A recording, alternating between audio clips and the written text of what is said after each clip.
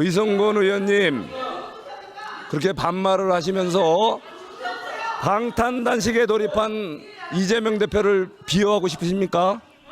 같이 가서 방탄하세요. 여기 앉아 계시지 말고 방탄단식에 동조하세요. 자, 이어가겠습니다.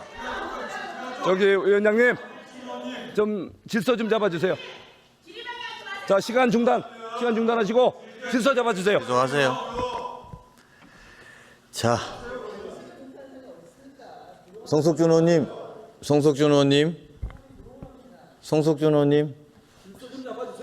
네, 오세요. 하세요. 네, 네, 의원님들, 네, 의원님들 회의를 하실 수 있게 협조해 주세요. 상생과 조화의 고장 이천시 출신 송석준 의원입니다. 본회의장에 들어오다 보니까 우리 국회 본관 앞에 이재명 대표께서 무기한 단식 농성에 들어간 거로 보입니다. 그리고 또 야당 의원님들은 1박 2일 철야 농성을 하신다고 합니다. 그러면서 세 가지 명분을 내세웠죠. 첫째가 민생 파괴와 민주주의 훼손에 대한 대국민 사과, 국정 운영을 전환하라 라는 명분을 내세우고 있습니다. 둘째, 일본의 오염수 방류 반대하고 국제해양재판소에 제소하라. 셋째, 전면적인 국정쇄신을 하고 개각을 하라. 이 세 가지 요구를 하셨어요. 국무위원님들과 함께 이분들의 1박 2일 철야농성, 그리고 다수 야당 대표, 집권 야당이라고 하는 당대표의 단식투쟁에 들어가는 이분들의 명분을 한번 좀 따져보겠습니다. 자, 이게 민생 파괴, 민주주의 훼손에 대한 국민사과를 요구했습니다.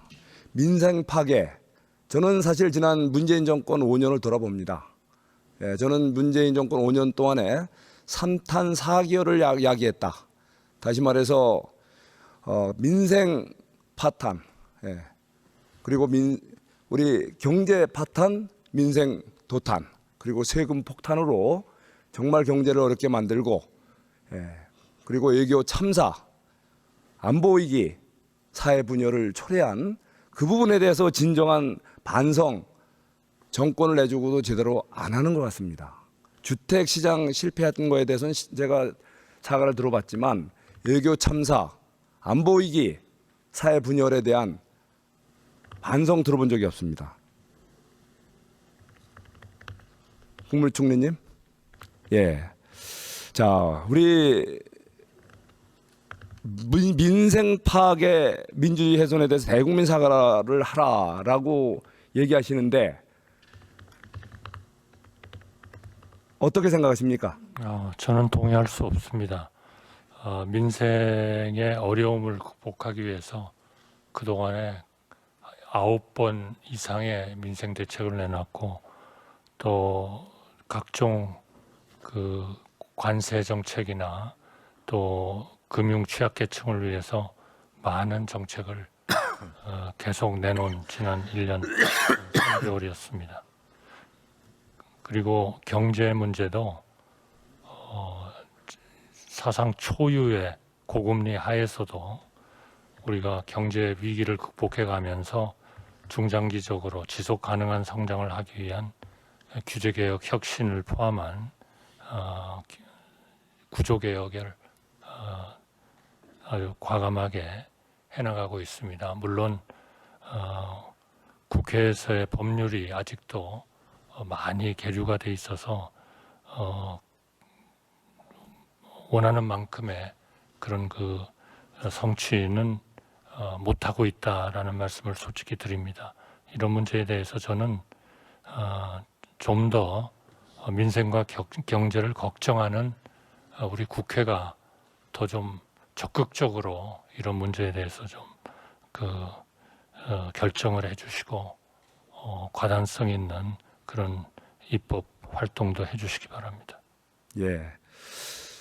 사실은 새 정부 시작하면서 윤석열 정부 들어서 경제 살리기, 어려운 경제 국내외 여건 속에서도 많은 민생 법안 처리하고자 많이 정부 입법 그리고 또 많은 의원님들의 의원 입법이 있었지 않습니까?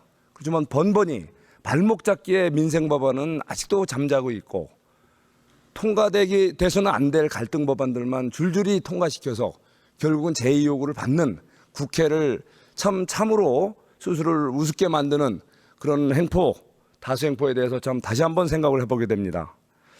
자, 여기 민주주의를 훼손했다라고 하는 부분에 대해서 대국민 사과를 하라고 했습니다. 자, 다수 의석을 점했습니다. 다수 의석을 점하고 민주주의 파괴라는 말을 스스로 할 자격이 있습니까? 오히려 많은 국민들을 지금 말씀하십니다. 지금 범죄 혐의로 한 개도 아니고 수개의 범죄 혐의로 지금 기소, 재판정을 지금 들락거리는 그 당사자께서 진정으로 사과해야 될 것은 바로 법치주의에 대한 유린, 법치주의에 대한 파괴적 이런 행위들이 정말 아니겠습니까? 우리 한동훈 법무장관님, 과연 이러한 지금 야당 대표 지금 단식 투쟁에 들어갈 자격이 있다고 생각하십니까?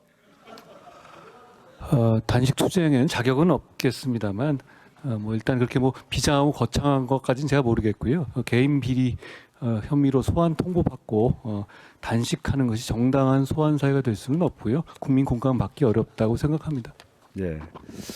자, 그동안 여러 가지 범죄 혐의 이거에 대한 사법 당국의 정말 이 칼날이 조여오자 결국은 우리 국회를 방탄으로 삼기를 한 번, 두 번이 아닙니다.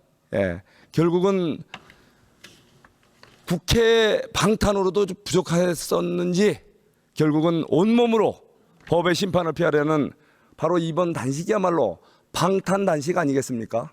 모욕하지 마세요. 송석준. 야당의 당대표를 그렇게 모욕해요.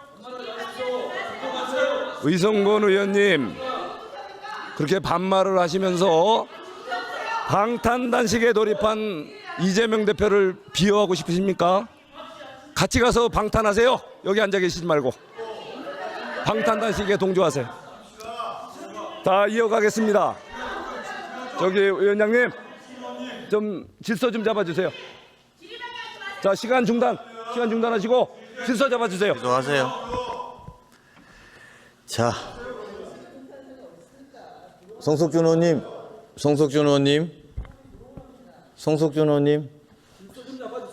네, 오세요. 하세요. 네, 그 의원님들, 네, 의원님들 회의를 하실 수 있게 협조해 주세요. 예의는 지킵시다. 시간 중단했어요? 저 흘러간 시간 다시 주세요.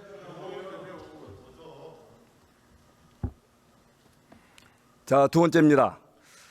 두 번째 단식의 이유로 일본핵 오염수 방류를 반대하고 국제해양재판소에 제소를 하라라고 명령하는 건지 당부하는 건지 호소하는 건지 모르겠습니다. 의성군 의원님 호소드리는 거죠? 네, 좋습니다. 예, 우리 외교부 장관님께 여쭙겠습니다. 자, 지금 일본 핵 오염수 방류다. 이거에 대해서 국제해양재판소에 제소를 해라고 그랬습니다. 제소를 하려면은 국제법, 국제기범에 어긋나는 구체적인 행위가 있어야 되겠죠.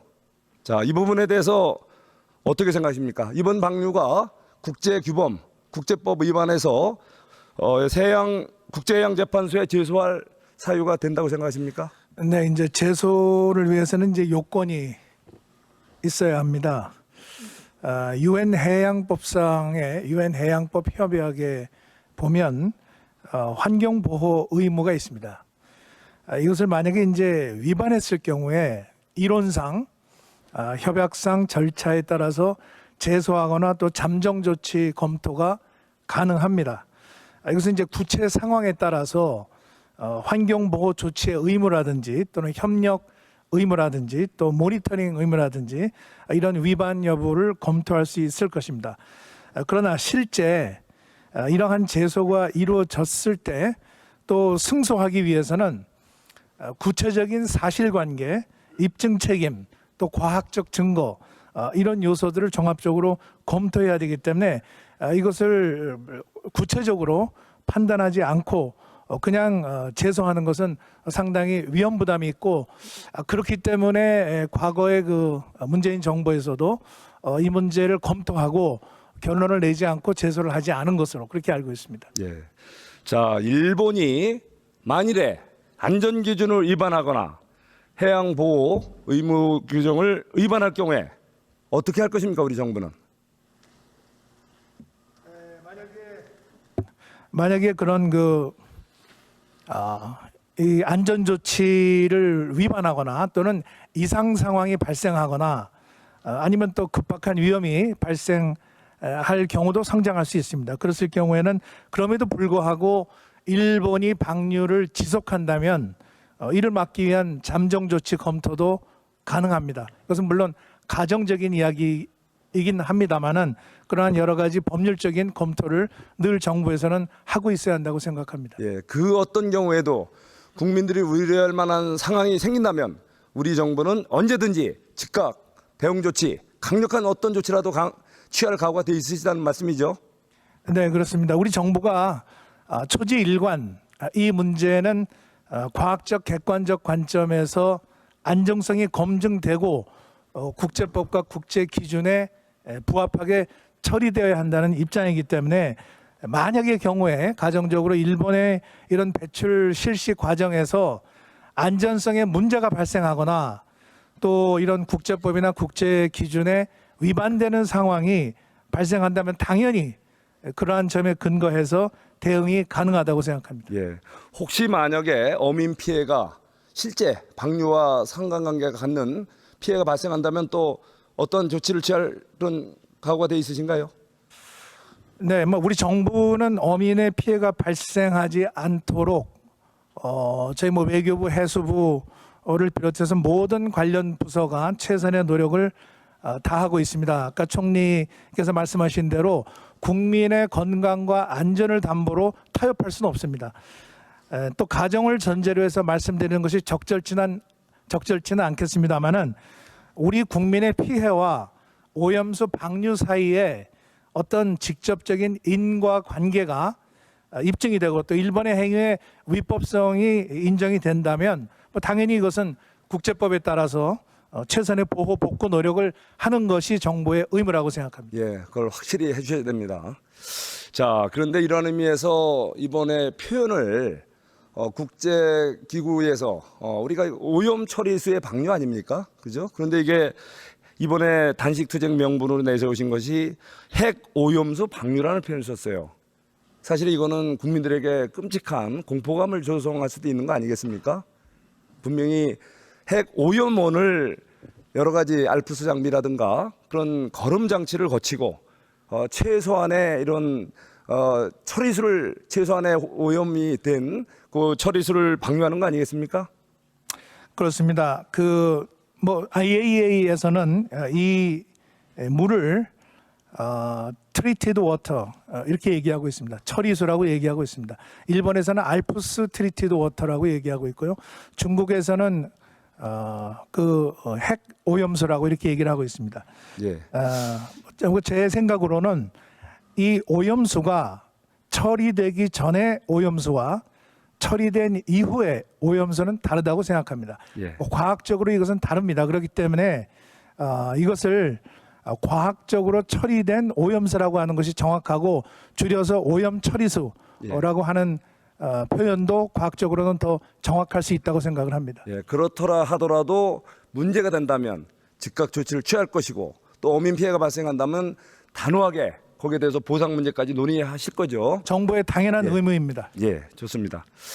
자, 다음에 또 우리 단식 명분을 내세운 것이 전면적 국정쇄신과 개각입니다.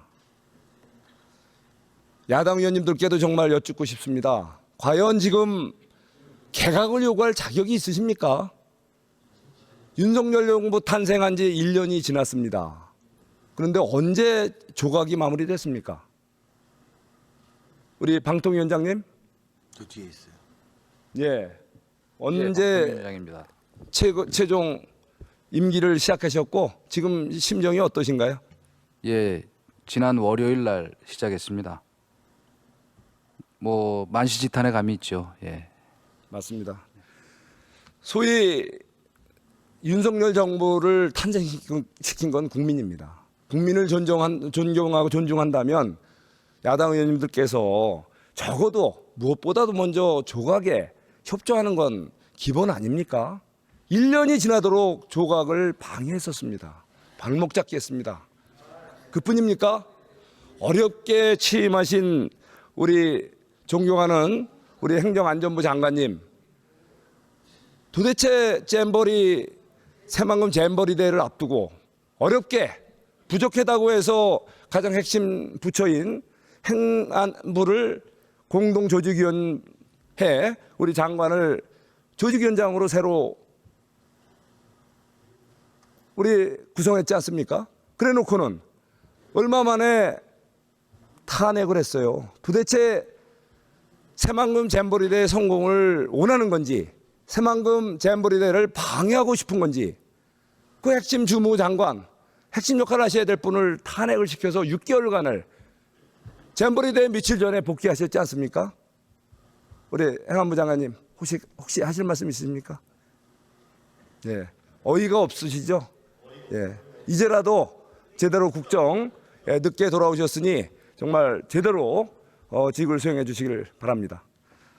자, 이렇게 조각을 한 지 얼마 안 됐는데 국정 쇄신하고 개각을 하라. 제발 그동안 하신 게 뭡니까?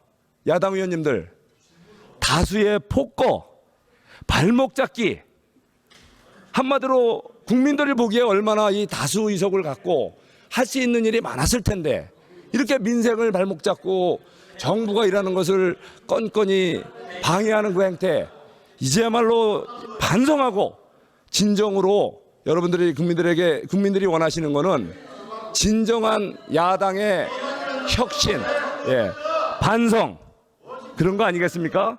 예, 1박 2일 철야 농성 의총하신다고 하니까 그동안 못하신 반성, 참회 좀 하시는 좋은 소중한 기회를 가지셨으면 좋겠고요. 단식 투쟁하시면서 정말 그동안에 부족했던 게 무엇인지, 국민들이 원하시는 게 뭔지 진지하게 성찰해보는 귀한 시간으로 활용하시기를 간곡히 야당 의원님들과 이재명 대표님께 간곡히 호소드립니다. 예, 다음 교육부 총리님. 예, 9월 4일 날 공교육 멈춤의 날로 지정하고 많은 교사님들이 연가 투쟁을 이어가고 있죠. 예, 상당히 안타까운 일입니다.